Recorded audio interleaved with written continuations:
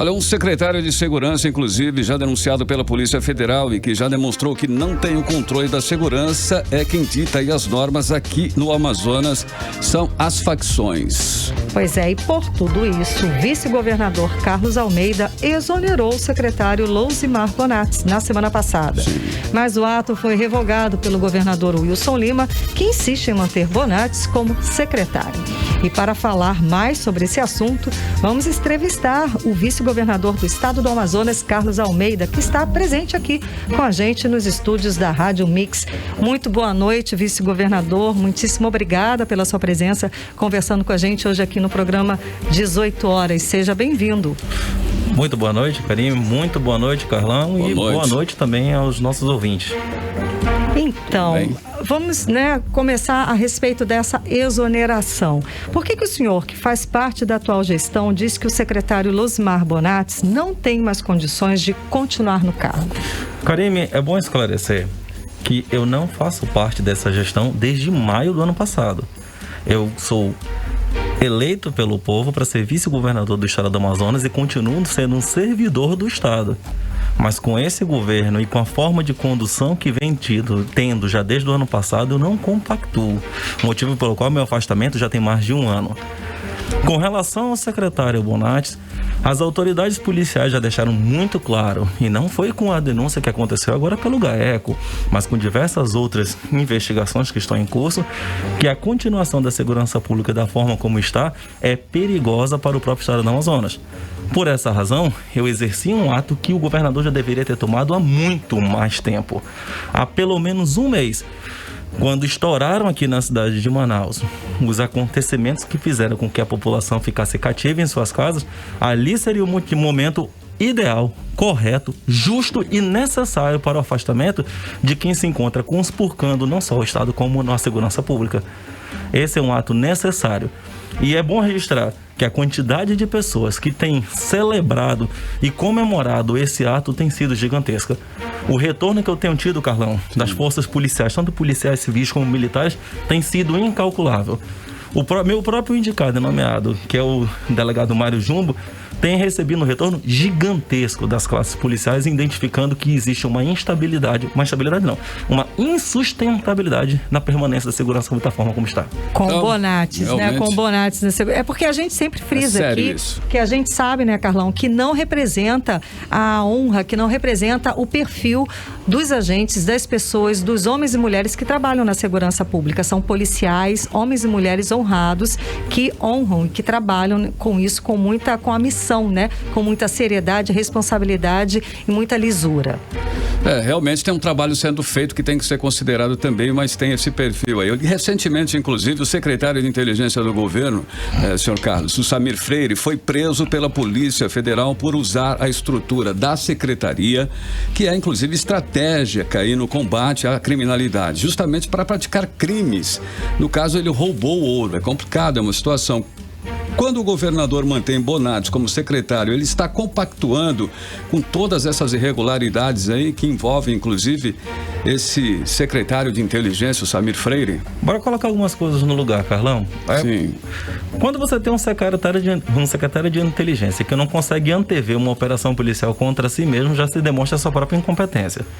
Segundo ponto, quando você tem uma secretaria de inteligência voltada para a prática de crimes, você tem algo escandaloso. Isso não aconteceu em nenhum momento da história do Brasil. O Amazonas está entrando para as páginas dos registros como algo mais esdrúxulo que possa ter acontecido.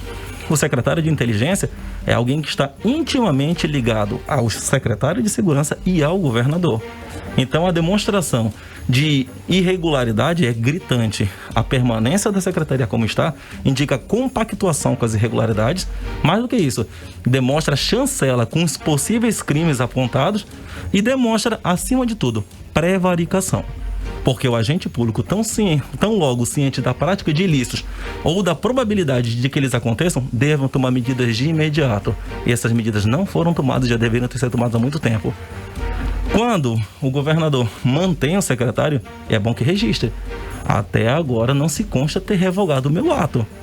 O ato de exoneração ocorreu, o secretário está exonerado, e se o governador quiser mantê-lo, ele não pode falar. Ele tem que fazer um ato revogando o ato que está no Diário Oficial. Esse ato ainda não existe. O secretário está exonerado. E não tem outro secretário no lugar. Tem que haver. Tem o que o senhor colocou. Só que ele não foi empossado pela atuação ilegal do próprio governo. Estamos hoje sem secretário de Segurança Pública no estado do Amazonas, além do cargo vago pelo delegado preso na operação do Ouro, o secretário de Inteligência. O cargo dele também estava vago. O Bonatti está trabalhando, não? Ele está atuando na Até onde me consta, eu não tenho ciência, porque se estiver trabalhando, está cometendo crime. É bom registrar isso. O ato foi exarado e lavrado no Diário Oficial. Esse Diário Oficial tem data, tem registro e foi publicado adequadamente. Sob suspensão é irregular. Estamos sem secretário de Segurança no estado do Amazonas e sem secretário de Inteligência. E pasme-se, o governo, em vez de tomar uma providência que é de dar esclarecimento, resolve fazer investigação.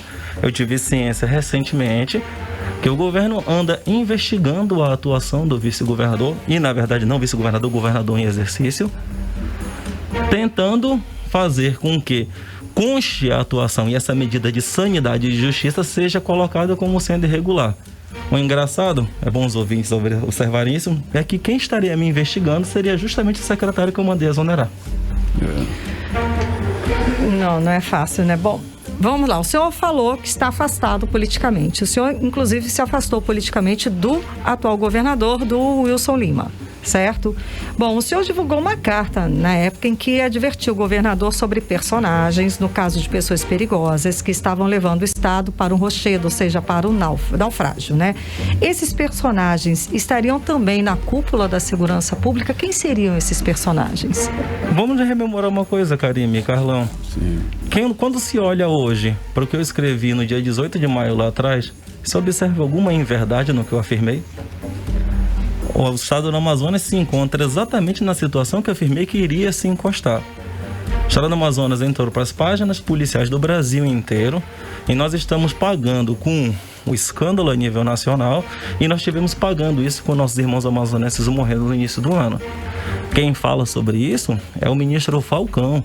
Na decisão do dia 26 de maio, que teve de conhecimento no dia 2 de junho deste ano, ele afirmou que a cúpula da organização criminosa comandada pelo governador continuou delinquindo mesmo diante das investigações. Isso está na decisão do ministro. Realmente.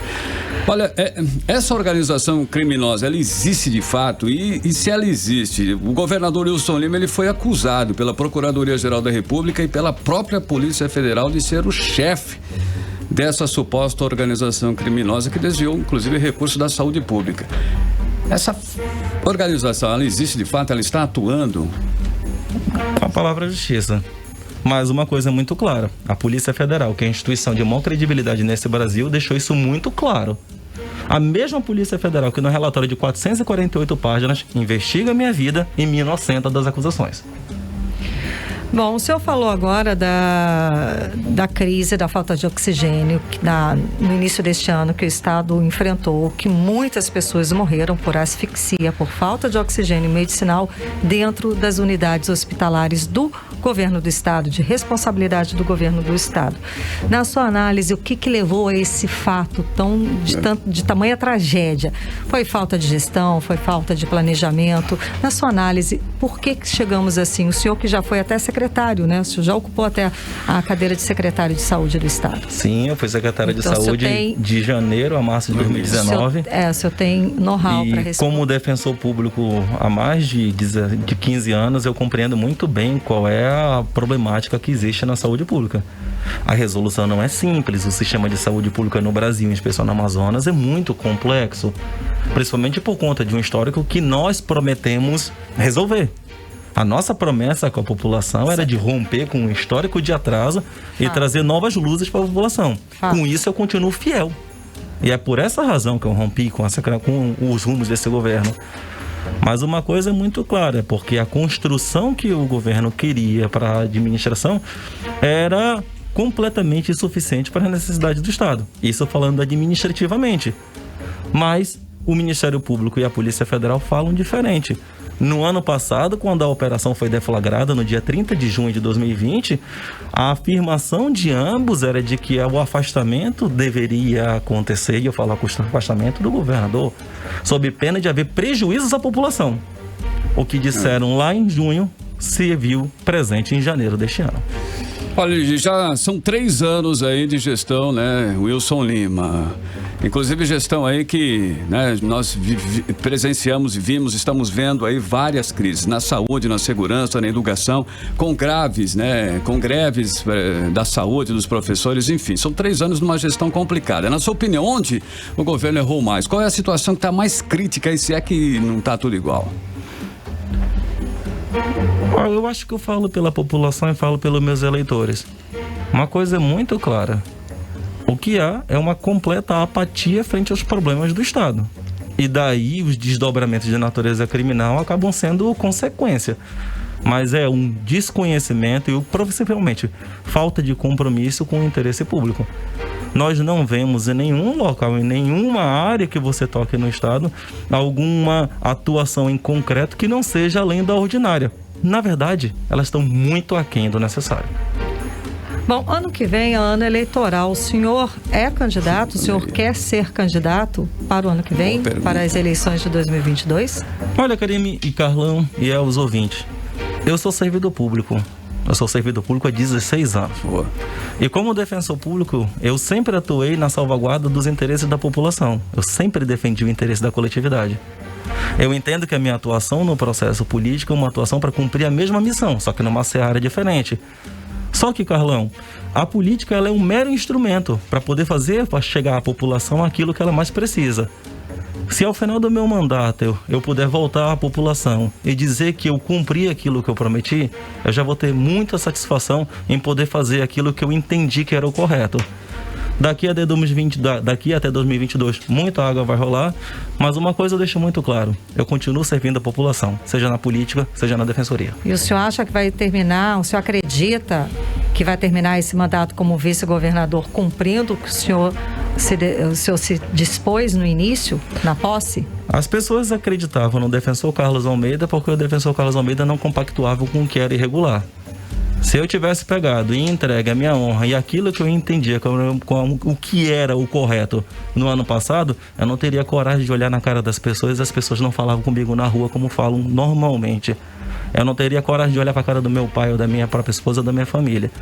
Eu não me vendo e nem entrego meus princípios por absolutamente nada. Vou seguir na defesa da população e entendo que todo aquele que machuque o nosso Estado, a nossa população, merece ser combatido. E é o que eu tenho feito.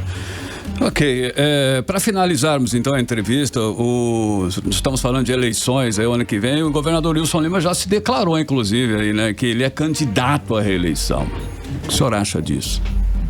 Falta combinar com os russos, não é? Falta combinar com os russos, eu tenho que combinar com os russos, cara. O senhor faz alguma avaliação? O senhor tem como o senhor fala na rua, o senhor conversa com as pessoas conversam com o senhor. Qual é esse termômetro das ruas que o senhor pode De uma coisa muito clara, eu não tenho a rejeição que ele possui. Uma coisa é muito simples, ela é patente, você consegue observar. Ninguém mais aceita o estado das coisas como é que estão. Se ele entende que é o correto a população entregar a mesma prestação de serviço que está agora, que siga à frente com o seu ímpeto. Mas eu acredito que a voz das ruas e a voz que se encontra no dia a dia é bem diferente da própria realidade que ele enxerga.